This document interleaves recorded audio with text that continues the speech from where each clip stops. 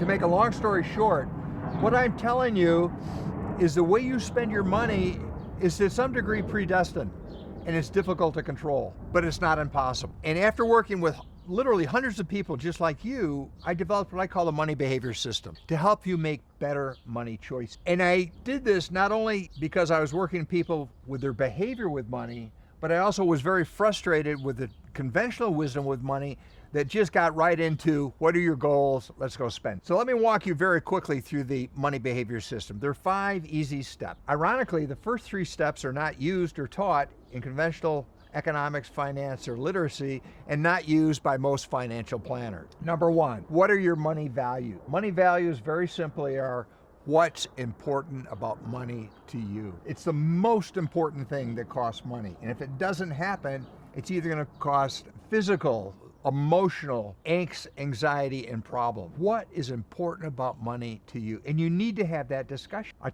have a chapter of that in the book. Another way to look at this is, I challenge you, grab a bank statement, calendar, and take a look where you spend your money. Where you spend your money reflects your values, what's important to you. And you may not agree with it, but if you're finding you're spending 40% of your disposable income playing golf or eating out, that tells you where you value your time. And whether you want to admit it or not, you value playing golf and eating out more than maybe retirement, because you've got to give something up.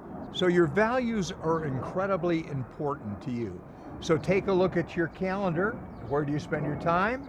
Time and bank statement will tell you your priorities and your dominant value, okay? Again, just to recap, grab your calendar, grab a bank statement. Where you spend your time, where you spend your money is a good representation of your values, at least your non-conscious value. This becomes a challenge if you say, I want to retire and save the world, but I also want to be able to play golf, 4 days a week and be a part of the most expensive golf club in the country. You probably don't have money to do both. So that means your values are not aligned with your beliefs. You believe you like to play golf, but your value is, I want to have financial security and fix the world. You got to fix that.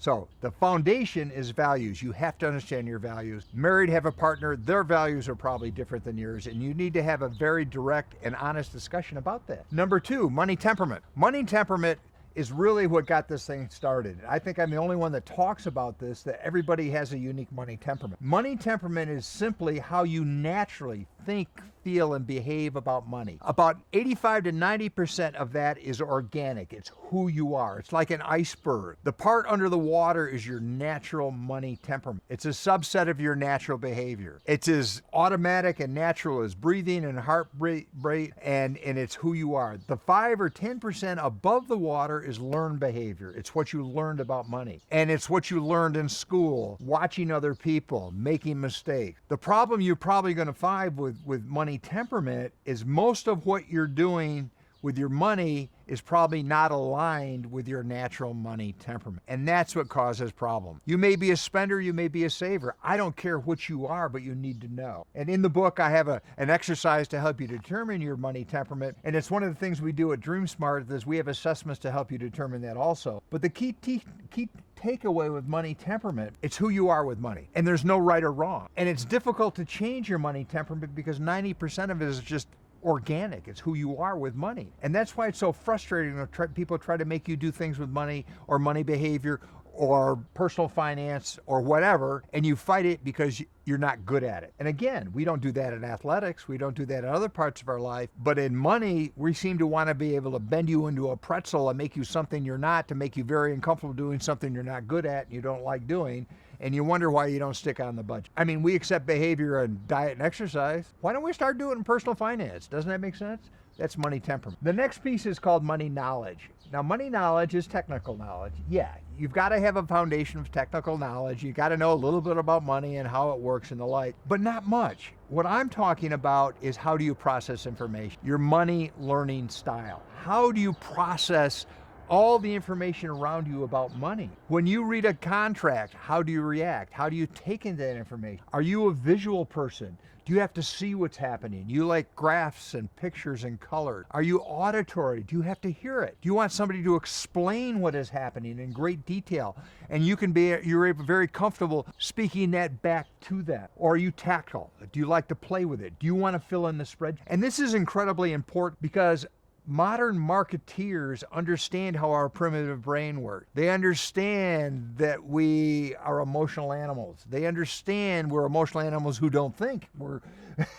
And often that does get us into problems. So when you walk into that supermarket, it's designed to separate you from your money with the colors, the smells, the way it's laid out, forcing you to go through the high value stuff, force you to walk through the store, and then you do that non-conscious. So all I'm saying is that in a very important spending situation that's consequential, what I mean is if you screw it up, there's going to be long-term ramifications. Running in to get it, spending $15 for a cup of coffee may in the long run not make a lot of sense, but just, okay, I got it. You got gas, you went into the store, ran out, grabbed a cup of coffee, something to eat, cost you a couple of bucks, not a big deal. But when you're buying a automobile, which the average price is almost approaching $50,000, and you happen to kick in an extra $10,000 for the sound system, now we're talking some real problem. Or the house, or the clothing. And you see, our brains are very, very weak at fending this off, and we want to be part of the in crowd,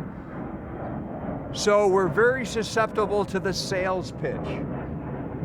But usually being on a high value product, there's a break between the sales pitch and signing the contract. And here's a little professional advice. You've got to figure out how to trigger the switch from being sold mode to buy mode. The buy mode is very, very different. Now you've got to put your game face on. And now you've got to make a conscious effort to go from that primitive spending, having a good time, dopamine-driven brain that is loving the sales experience to that very deliberate, analytical, uncomfortable thinking brain to make sure you're doing it the way it works for you and supports your values and your belief. And then it's imperative that you receive the information according to your learning style. If you're going to spend a lot of money on a car, make sure they show it to you in a way that works to you. Make sure they explain what's going on in a way that works for you, and make sure they give you the opportunity to go touch it